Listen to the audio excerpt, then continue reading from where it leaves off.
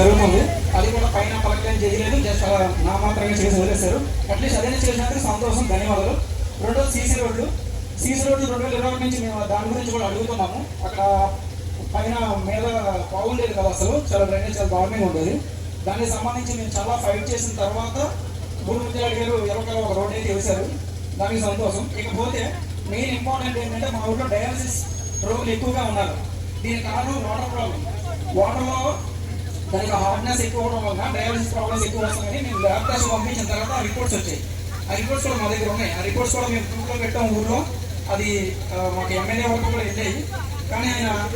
కానీ మేము బూడిముత్యాల గారి దగ్గరికి వెళ్ళి మాకు వాటర్ ప్రాబ్లం ఉంది, డయాలసిస్ రోగులు ఎక్కువగా ఉన్నారు ఊళ్ళో, సో దానికి ఏదైనా పరిష్కరించండి, ఒక ఆరో వాటర్ ప్లాంట్ పెట్టండి నేను అడిగినప్పుడు ఆయన మాకు ఒకటే చెప్పారు, వాటర్ క్యాన్లు కొనుక్కోమండి ప్రతి ఒక్కరు, లేదంటే వాటర్ బాటిల్ కొనుక్కోవాలండి అని ఆయన అన్నారు.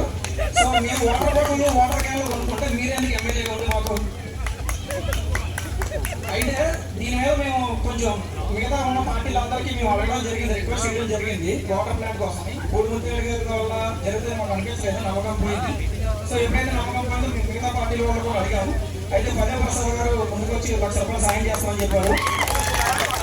అదేవిధంగా జనసేన నుంచి రాజపేట కృష్ణ ఒక 20,000 to 50,000 ఇస్తామని చెప్పారు. అయితే వాళ్ళు ఇస్తామని చెప్పారు, కానీ ఇక్కడ కార్యాలయం జరగలేదు. అయితే ఇక్కడ మేము ముందుకు వాళ్ళు ఇవ్వాలంటే మేము ఏమైనా చేయాలి కదా, ఒక ల్యాండ్ అలాట్ చేయాలి.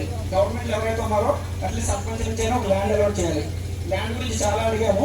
అక్కడ వాటర్ ట్యాంక్ దగ్గర ల్యాండ్ ఖాళీగా ఉంటే అది ఇవ్వమని అడిగాం, కానీ వాళ్ళు నాంచి లాస్ట్కి ల్యాండ్ ఇవ్వలేదు. ఇవ్వకపోయేసరికి మేము కూడా ఇంకా వాళ్ళని డబ్బులు అడగలేకపోయినాం. అండ్ నెక్స్ట్ ఇప్పుడు ఈ యాక్షన్కి వచ్చేసరికి పైలా ప్రసాద్ గారు ఇస్తామని డబ్బులు, అండ్ సీఎం రమేష్ గారు కూడా మాట ఇచ్చారు వాటర్ ప్లాంట్ ఏర్పాటు చేస్తామని. అండ్ సత్యనారాయణ గారిని కూడా మాట ఇవ్వమని అడుగుతున్నాము.